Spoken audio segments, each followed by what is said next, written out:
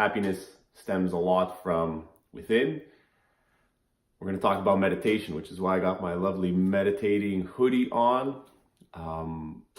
When I do meditate, on a side note, I normally put my hoodie on and I put the hood on top, kind of closes off everything that's going around, it limits whatever sound is out there. Even if I do sometimes have some type of music or background noise when I am meditating. I'm not necessarily going to get into, the how, the where, the why. We're going to do the why, but not the how or where or when. But the why. The why is what's most important. And think of meditation like stepping into the gym for your brain. Now, we all know we have to get our body better by, being active or stepping foot in the gym or starting to do, an activity, a sport, something like that. And we move. And the more we move, the better our body feels. The thing is, your mind is always on the go. It became the opposite of our bodies in our society today. We may have moved a lot more in the past, but right now, for the most part, most of us are sedentary during the day. So your body just sits there, but your mind is always going. If anything, it's working overtime. You have more things to think about, more decisions to make, and we don't stop. Think of it as if you were driving a car, or if you have a car. Imagine that you were constantly on the go, without stopping the car. At some point, you're going to need gas. You're going to need to stop to actually fill up the tank. And the thing is, if you don't, you're just going to get stuck. It's just, the car is going to stop rolling. And the same goes, you might say, okay, fine, I'll fill up the tank with gas. Now, if you go too long without, changing the oil or checking your brakes, having somebody inspect the car to see if everything is okay, eventually you're going to have to change your tires. If we don't do this maintenance, eventually things break down. Now, the same goes for our mind. Meditating becomes the stopping for gas. It becomes the oil change.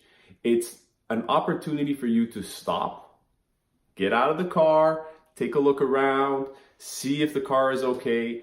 Do I need gas? Do I need an oil change? Do I need more windshield washer fluid? Any of these things, do I have a flat tire that needs attention? Is there something in your mind that is really blocking you, that's there and it's kind of nagging at you, or that can cause damage later on? So meditating is an opportunity for you to stop, to, put the car in park and just take a step back and look at it and see how things are going. Now, I find it very useful. And again, when you're going to first start to meditate, and still to this day, for me, this is done on a daily basis. And like everybody who knows me, actually, the only time it's not done is Sunday. Sunday tends to be a little bit more jam-packed, but I will be incorporating on Sunday. But it's been a 6 out of 7 day a week practice. And there are still times where, I try to tell myself, I don't need to do this. I should be doing something else. And then I lie down. For the most part, I do my meditation lying down.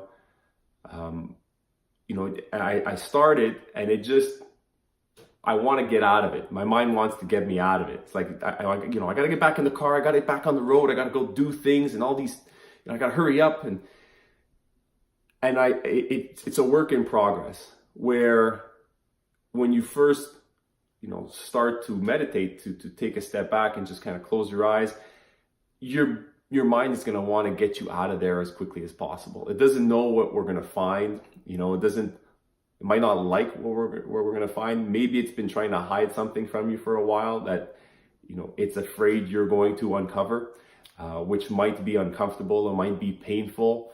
Some type of memory that you've stored away. Now, most people have heard of, after trauma, we tend to kind of hide things or not remember a memory. And that kind of gets, buried somewhere in our subconscious, and it'll affect us. And sometimes it's just even some everyday worries that we may have, like, are my kids going to be okay? Are they learning fast enough? Are they healthy? And are they growing right? And even for ourselves, is my health good? And you might have financial worries and health worries. And I hope my family member is going to be okay with whatever. So your mind is constantly going. And what we want to do is we want to just kind of collapse your existence to yourself. Now, if we can do that and even just start becoming aware of our own body and kind of just taking a step and saying, okay, you know what, I'm just going to feel me being in my body right now. I'm just going to feel what it's like to kind of say, oh, okay, well, listen, I can wiggle my toes and I can move my fingers, and it becomes a very conscious state where you're becoming aware of what's happening as opposed to letting the mind run around. Now, some people might refer to that as the monkey mind, where you're just bouncing all over the place. It does require training, and the more that you train it and the longer you train it, the better it will get. The same goes obviously for your body. The more that you train it, we can see how your performance will improve physically in whatever realm you're doing. The more that you're running, the better runner you're going to become, and the more weights you lift, the stronger you'll get. Now, the more that you meditate, the more that you're able to deal with all of these stresses, the more that you say, okay, you know what? I can now calm myself down. So when your mind starts racing and you become anxious, that's normally because you start believing these thoughts that your mind is projecting.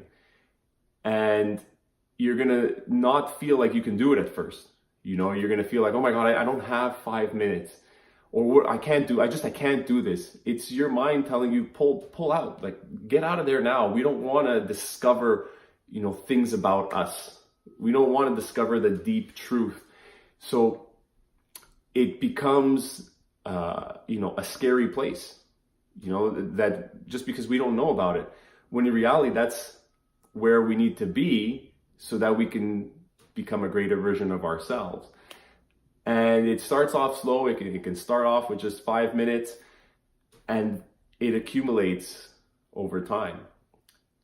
Now, if we can kind of just watch our thoughts and see what's going on, and you kind of become like somebody in the movie theater watching something on screen, watching a movie on the screen, you can't shout at the screen. I mean, you could, but you shouting at the screen is not going to change the outcome. It's not going to change the action of whatever character is there, right? It's just, it's on the screen, and then the next, 5 seconds later, it's gone.